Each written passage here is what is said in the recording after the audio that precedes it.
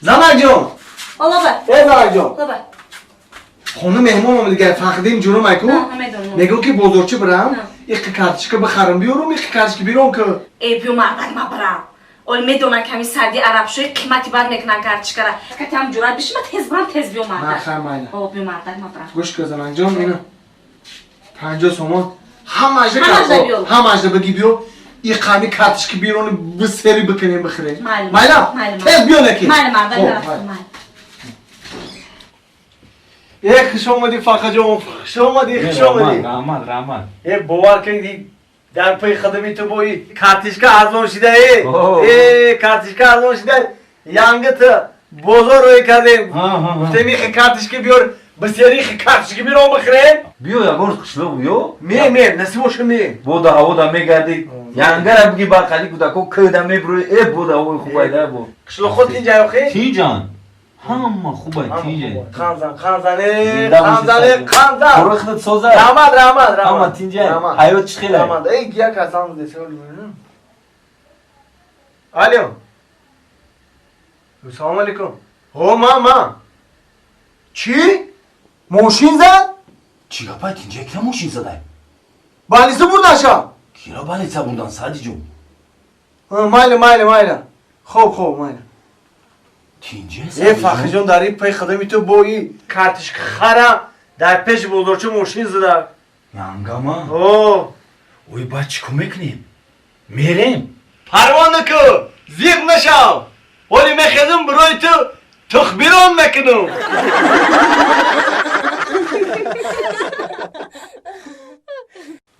نام چی بود؟ شامرود من اینجا نام تا قید کردم موندم همون قوازه که داد مون گرفتی؟ آنم را میبری؟ یک لطه سفیدک ده میدونن خشو سوزان نرسه بو او پود نرسه بعد هم طرف دستی چپای راستیو که هم گردنه کشولش میکنی مایلا همون چیزای پارزی گفتم کو دونگی هم خیلی چیو را روغنی هم خیلی 3 روز پارز کرد بعد بو بیو سله دوشی السلام علیکم اکای طبیب جون نازه سوزه کارو تو نازه شکر زندگی خوبه میشه ای باور کرد همین تمام جور گشتیم همین بچه ها مزهش گرفتگی دوش نیفتیم بعد در رکلامای تلویزیون دیدیم بین دورو و دا پاردیفین و همین خیل چی ها دا نمروی تلفنتون آدرس های خونتون موندگی بود رکلام دا خیلی افتین خوش اومدی رحمتی خدا این بیمور ها؟ بیمور این چی بیموریش مو چی بیموری داره؟ این همین شوا خمیره علوی بسیار گاو میزنن علوی بسیار گاو میزنن قرار نمیسته تو میخریسی اوس خوی یعنی باور که بزی با خیلی علوی گب میزنه هرچی گب زدن از جاش میپره میخیزه یا که وغاز کرده دوز زده یا که همه خیلی آروم نه همین میپره میخیزه با وغاز کرده میخیزه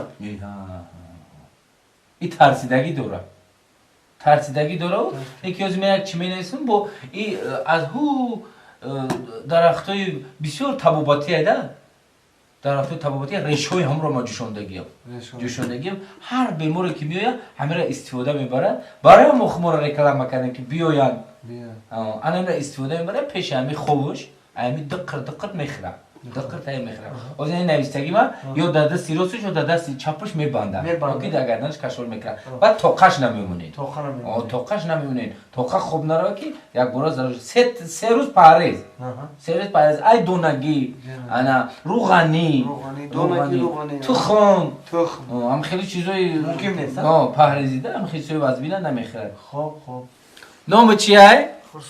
خرسان این نامش زور بوده خرسان در زیق نمونین این باید همه خرسان بگرده شما پدرش میشه نه؟ بله نامی شما چیه؟ سعدی بسیار نامی زور نامی بزرگ چه عضو بدرد آورد روزگار دیگر عضوها رو نماند قرار شما یوانی؟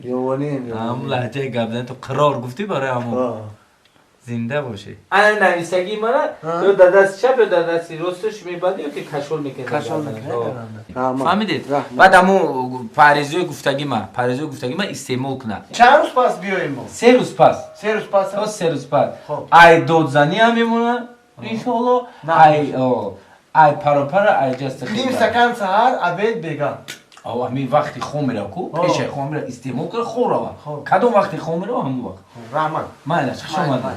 خب سلامت باشی باید چه هم دوباره اومده بعد حقی کارتون چند سو میشه اگه حقی کارمون اولی امیره برده استعمال کنم و بیمار ها. بعد 3 روز پس بعد گرم میزنم حقی کاره بعد 3 روز آه پس 3 روز پس آه رحمت بعد خیتون چیز همت کنیم رحمت مایل خب رحمت سلام دوشی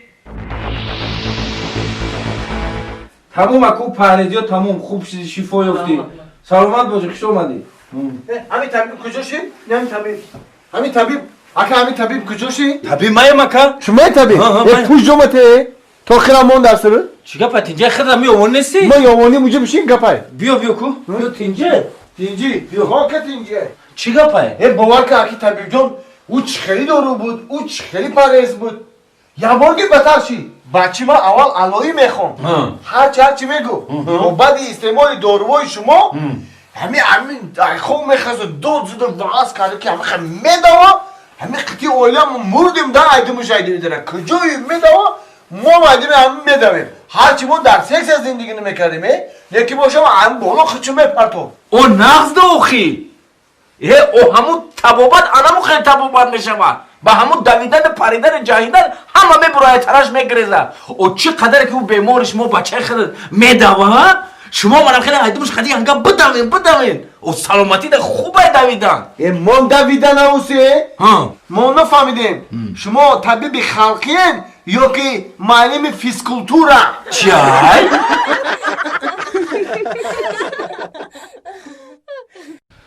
او علیکم رفیق سر دکتر ها همین سه تا بیمارخونه کسلی روحی را اومدیم تفتیش کردیم همه طرفا خوبن سوزن ها بسیار بیماری با خوب شدین بیماری همشون وای شدین تبوبت یافتین حاضر همین چورمگینه اومدگیم حاضر همین یک تفتیش میکنیم با شما ده خبر میتیم میشه رفیق سر دکتر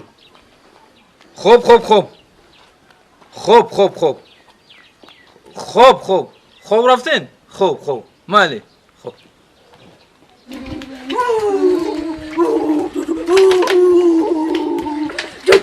ای سر دکتری ما هم قد سختی باید میخوابگی نه شاو خودر نه روزه دن زنگ میزنه خیش که کنیم سوزن اینجا خیلی نیش اومدیم از بوین ایشا بو خبر میرسونیم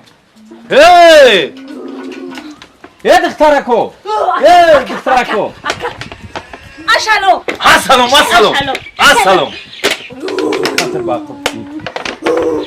کی تو ما باندام کی باندام Vandan tabi tuzun da ne ki Vandan ya köri maşurayı Vandan maladi. اشالو Salam. Ve aleyküm. Sözleşte be sözleşte. Türkiye. Nomu nomu. باندام Vandan? Tam Vandan mı? باندام Hiç yerik Vandan mı bir sor değişim o çıkıyor ki. Hey baça. Xıdıt ki. Vandan? İyice marda kızanıp Vandan da.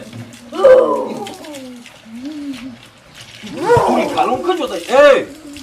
Ne Vandan? Hep böyle. Yok stopmam diye.